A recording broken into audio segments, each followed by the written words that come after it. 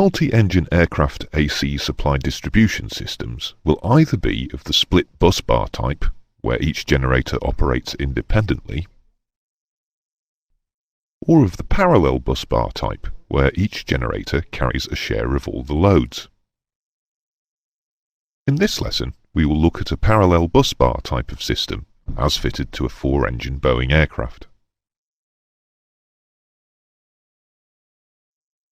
Each of the four 115/200 volt, 400 Hz, 3-phase engine-driven integrated drive AC generators, or IDGs, is connected to its respective load busbar by a generator control breaker, or GCB. Busbars 1 and 2 can be connected to the left synchronizing busbar through bus tie breakers. Busbars 3 and 4 can be connected to the right synchronizing busbar in the same way. All loads are connected to the load busbars. The synchronizing busbars have no loads attached to them. The left and right synchronizing busbars can be connected together by the split system breaker. The auxiliary power unit, or APU, drives two generators. APU generator 1 connects to the left synchronizing busbar and APU generator 2 to the right. The APU generators do not have constant speed drive units, so they cannot be operated in parallel with any other generators. Two AC external power cards can be connected into the electrical system. One connects to the left synchronizing busbar and the other to the right. As with the APU generators, external power cards cannot be operated in parallel with any other power source. Operation of the system is almost fully automatic. However, there is a control panel which firstly keeps the pilot informed of the current configuration, and secondly allows him to override certain functions if required. We will have a look at the operation of the system and the indications the pilot can expect to see, starting with the aircraft stationary on the ground with no engines running. If the APU is running and the outputs from its generators are satisfactory, available lights will be illuminated in their switch lights. Similarly, if external power cards are connected to the aeroplane and their output voltages and frequencies are satisfactory, available lights will be illuminated in their switch lights. The pilot can connect one of these power supplies to the busbars by pressing its switch light. This will connect the selected source to the left or right synchronizing busbar. The split system breaker is normally closed, unless there is a fault, so the supply will also be fed to the other synchronizing busbar. The bus tie breaker, or BTB switch lights, are normally latched in with auto-illuminated. In this position, the BTBs will remain closed unless there is a fault. Therefore, the selected source will power all four load busbars through their BTBs. If an APU generator or external power supply is connected to the other synchronizing busbar, then the split system breaker, or SSB, will automatically open to separate the two sources of supply.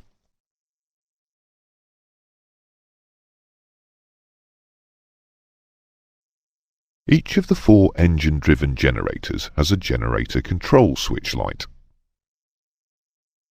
and a guarded drive disconnect switch light. Each drive disconnect switch light has an amber drive light which will illuminate if its associated IDG oil pressure is low or oil temperature is high. The guard can then be raised and the switch operated to disconnect the IDG from the engine. Remember that the engine must be running at a minimum of idle RPM before this action is taken. At the moment, the drive lights are all illuminated because the engines aren't turning.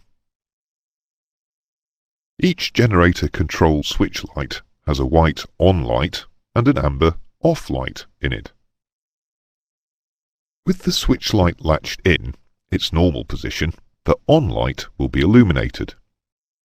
In this switch position, the generator control breaker is armed to close when the generator output is within limits and to open when it is not. The amber off light monitors the position of the GCB. It is illuminated when the GCB is open. The pilot will first start number 4 engine. As the engine accelerates and the IDG begins to rotate, the IDG oil pressure will rise and the drive light in the disconnect switch will go out. When the generator output voltage and frequency are within limits, because the APU generators or external power cannot be operated in parallel with the engine-driven generators, the automatic control system will first disconnect the APU generator or external power from the synchronizing bus bar, and then close the number 4 GCB. Number 4 generator will now supply its load bus bar, and through its BTB the right synchronizing bus bar. From here, bus bar 3 will be supplied through its BTB, and the left synchronizing bus bar through the split system breaker. Bus bars 1 and 2 will be powered from the left synchronizing bus bar through their BTBs. Thus, generator 4 will be supplying all of the loads. As each subsequent engine is started, the output voltage, frequency and phase rotation of its generator are adjusted to align with the voltage, frequency and phase rotation of the generator or generators already supplying the bus bars. And when all are aligned, the associated GCB will close, allowing the generators to operate in parallel.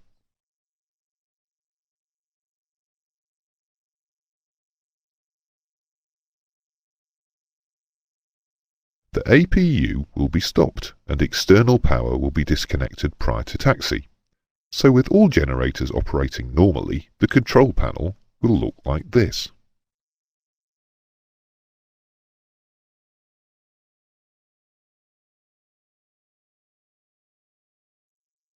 In the event of a fault on an individual generator or an engine failure, the associated GCB will automatically open and the other in-parallel generators will carry the load with no loss of supply. If there is a short-circuit fault on a bus bar, the breakers surrounding the faulty bus bar will automatically open to isolate the area with the short circuit. A short circuit on the left synchronizing bus bar, for instance, will cause the split system breaker and bus tie breakers 1 and 2 to open, isolating the affected bus bar. The system is almost completely automatic. The pilot does not normally make any selections apart from selecting the APU generators or external power on.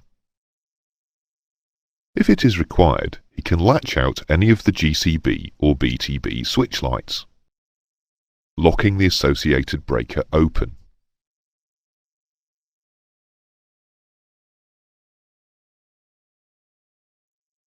You will notice that there is no indication on the control panel of the status of the split system breaker.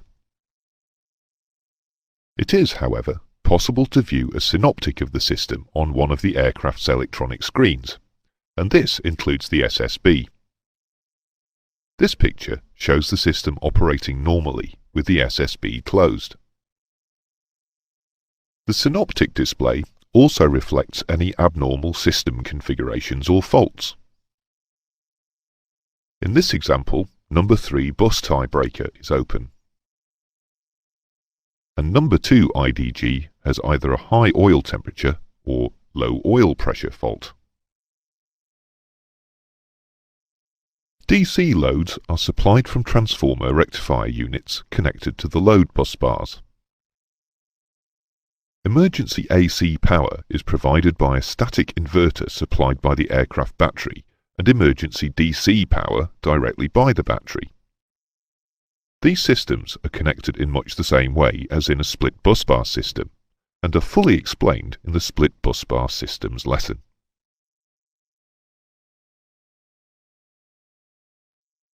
That is the end of the lesson. Here is a summary of the main points. The generators are connected to their load bus bars by generator control breakers. The load bus bars carry all of the loads. Bus tie breakers connect the load bus bars to the synchronizing bus bars. The synchronizing bus bars are connected together by the split system breaker. APU generators or external power supplies cannot be operated in parallel with any other power source. The output voltage, frequency and phase rotation of each generator is adjusted to align with the voltage, frequency and phase rotation of any generator or generators already supplying the bus bars before it is allowed to connect to the bus bars.